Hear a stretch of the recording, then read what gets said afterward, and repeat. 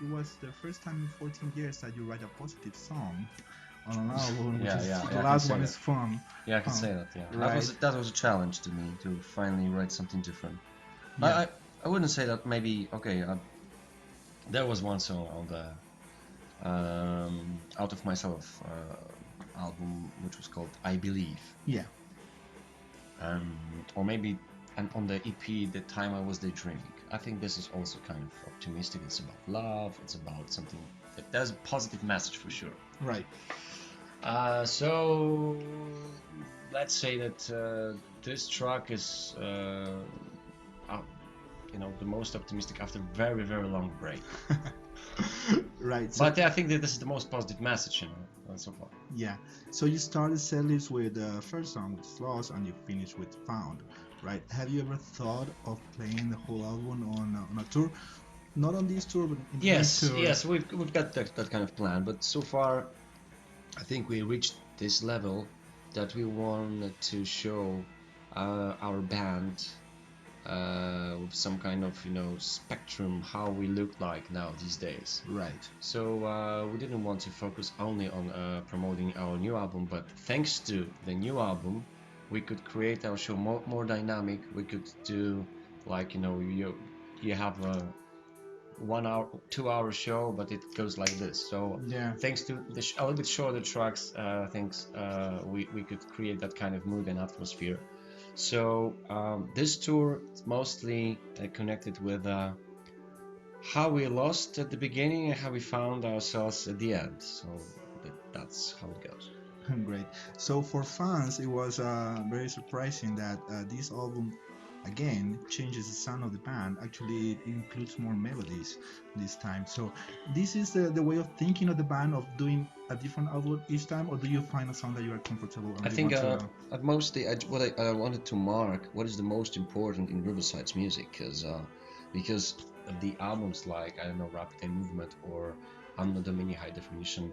I suppose there are people that they think that we're paying more attention to the technical side of Right. our music, which is not true because what is the main core of Riverside's music are mostly melodies, the mood, the atmosphere.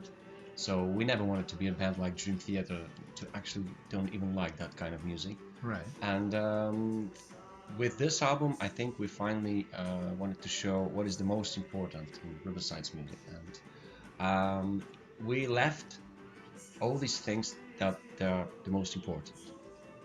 What I just mentioned, like melodies, like the atmosphere, the mood, and some stuff like that. And we just have different clothes now. Yeah. It doesn't mean that now, since this album, we'll start to play only mellow tracks. No, Yeah. we just wanted to create that kind of album this time and close, let's say, some kind of circle. And I think we did it. And when people think about prog music, they always think about the 70s. But you already said that as you grew up on the 80s, you want to focus maybe in this album more on that vibe on the 80s, right? Is that correct?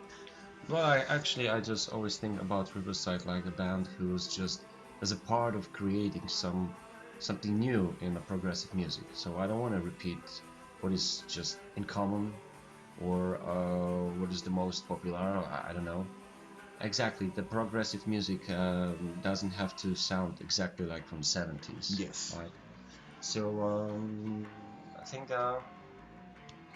Riverside is one of these bands, these modern days, the bands that they try to do something more, and we have to compare us to, and we don't want to be strictly progressive rock musicians Yeah. or some prog rock, whatever. We wanted to have this prog meaning in a little bit wider sense. I know that lots of bands connected with bands from the 70s, including lots of artists like Steve Hackett, Rick Wakeman, Yeah. and all these guys that they were huge in the 70s. Now these days, I think there's lots of bands that they try to show something more modern, if I could say. Yeah. And I see Riverside, and I always see Riverside like as a band that was somewhere in the middle of all these, let's say, 70s style and roots, Yeah. and something modern. And but we never wanted to be too modern. So let's say that we are between the bands in the mood of Pink Floyd and some, no, maybe not that way. Because what I wanted to say, it's just being too modern means these days that you need to play this tech metal giant whatever it is, just like Exactly. this Tesseract, Animus Leaders and stuff. And so we never wanted to do that. And if we have to choose something, we wanted to be somewhere in the middle. And I don't know, I think Riverside together with the music that Steven Wilson does, or Anathema, or maybe, oh, but now it's just doing some stuff, you know, mostly like the 70s. Mm, But I think thanks to this, we can show that the progressive music can be also modern and melodic both. yeah. And now that you mentioned Steven Wilson, people that are their 40s or 50s and are rock heads normally use just listen to rock stuff from the 70s or the 80s, and not these modern bands that you mentioned. But you follow in the category as same as Steve Wilson. Those people respect you. So I think so, yeah, I think so. We are on this level. That's why we on this tour we also wanted to show what I said before, the music that looks like now, and lots of people can realize that okay, so this is Riverside, this is what it's about. exactly. For example, in Barcelona, people were there just to watch Camel, but they also sees you and they really enjoy it. I hope so. That's well, that's the beauty of this, because I think that Riverside music can be enjoyable both for the fans of Camel and for the fans of, I don't know, Meshuggah. Yeah, So that's why I always wanted to mention that I would like to be somewhere in between the moods, because my roots, my inspirations are really wide, and you know, I grew up on electronic music and all these old-fashioned stuff connected with progressive music and some new modern tech metal, whatever things. But I don't want to play exactly like the bands from 70s and exactly like these tech metal bands. So I try to find my own style somewhere in between. And this is who we are with the Riverside. But when you just take a look at the music and everything, what is the most popular, I think that it's not so many bands that plays that kind of music like Riverside or like Steven Wilson or I don't know, right. someone else. Okay, I don't know if you follow the feedback from reviews or point of view from fans or from the press from your albums, but if you do, have you ever found a negative feedback of your music and you actually agree in some sort of way, or something that people say that can improve? Well, all these negative aspects, I think if someone follows the subject of the album and then can understand why the music looks like this, why uh, exactly, but all these negative things, maybe they were connected. I didn't say it too much, of course, but maybe there are some, and I can imagine why people say that something is not okay. And first and foremost, people don't like changes, and but they can respect something, and I know that lots of people respect that we with every album try to change something. But I'm sorry, we can't just record Second Life Syndrome all over again. Yeah, It's kind of boring. yeah, And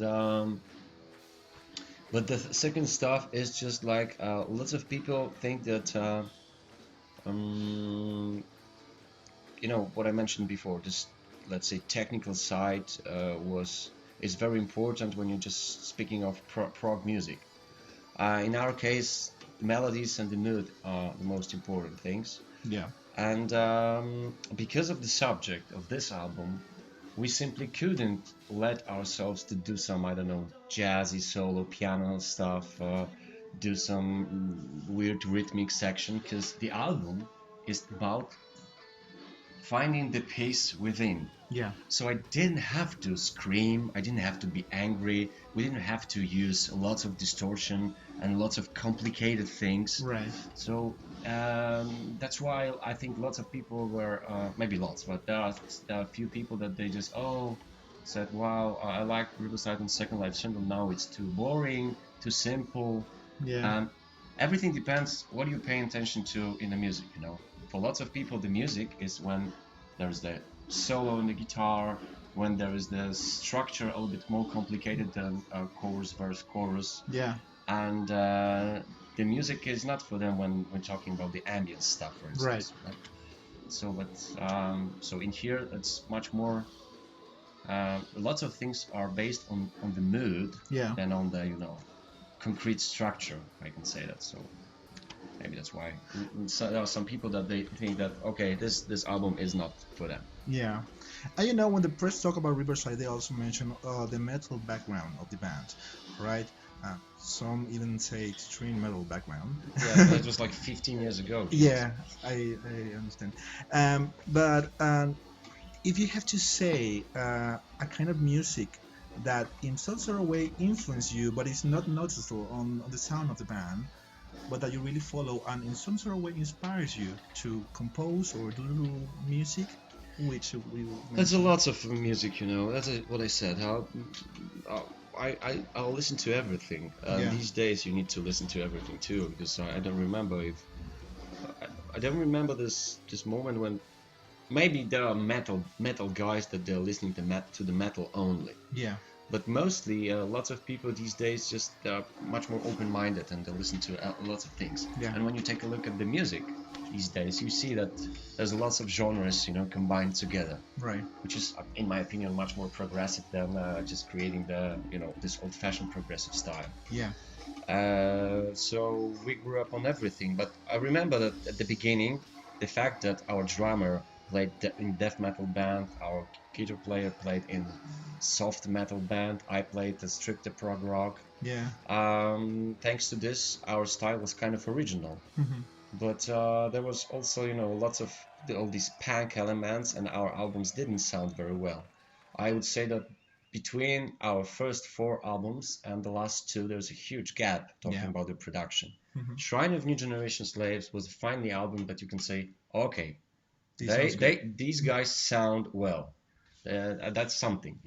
Our first 4 albums, it was just a lot of noisy punk stuff, and I know that maybe because of that, lots of people like that kind of underground stuff, right? Right. But it was also a little bit amateur thing. So with the Shrine, we became more professionalist for sure, and I think that lots of people they just lost this connection of this underground stuff, right? Right. But also we gain lots of new audience, so it's just another level in our career. So I think now it doesn't matter with our roots and stuff. We're Right. just on a totally different level. So if you had the chance to re-record those first album or those first songs that you had with the knowledge that you have now and the possibilities that you have now, would you do it or would you just leave it that? I think we should maybe one day remix something. Maybe not re-record, but maybe remix or give another chance to do something. Especially talking about Second Life Syndrome and Rapid Eye Movement, Yeah. because it's Second Life Syndrome sounds very dark and silent, and Rapid Eye Movement it was I think the last album of this Loudless War, Right. and it's too much. I would give another shot to this album, but anyway, I wouldn't re-record that. I've I've noticed that people don't give a shit if Yeah. you re-record the albums. They love the original version, and they will always love all these original versions with all these mistakes and weird sounds and everything. That's only for the musicians, That I think Meshuggah re-recorded one of their albums, Yes. and no one cared about it, Maybe in spite of the band, Maybe it's for but collector it's stuff. just for the collectors, but stuff. Of course, maybe we can re-remix something, but for sure not re-record. I don't want to do Mike Oldfield moves. Like it's just only for himself. So All right. that's Well, weird. just to finish the interview, you have your solo project which was released last year, right? Lunatic, and it's a darker Yeah. stuff than Riverside, and I think it's based on suicide. And do you need this kind of scapegoats that you cannot do on Riverside? Yes, of course. I would like to have lots of those things. Riverside, this is the rock band. There are kind of structures that we have to stick to, Yeah. and of course, maybe we'll change something in the future. But I in one in the past I needed something more. I just couldn't release the album every 2 or 3 years Yeah. because I thought that I had lots of things to say. And yeah, Walking on the Flashlight Beam was a 4th album, and what I like about Lunatic Soul is the fact that it's very hard to say what kind of genre of music is that. You Yeah. know, I can do everything I want to, Yes. and that if I have to compare this music to something, it's just like, for instance, the band Ulver. They can create all kind of moods on these albums, and it doesn't matter if this is the progressive rock or some ambient music or some film Yeah. music. So with Lunatic Soul, I can develop myself as an artist, as an open-minded artist. So for sure, it helped me to realize lots of things and to create better albums with Riverside. Right. So I'm going to continue this for sure. So there's gonna be more albums I on sure. Lunatic I Soul. would like to, and also something more aside of Riverside. Riverside, it's a band that I'm very, you know, I'm the main composer in this band, and I can do whatever I want to. But I would like to also create different musical words. So I'm not going to stick only with Lunatic Soul.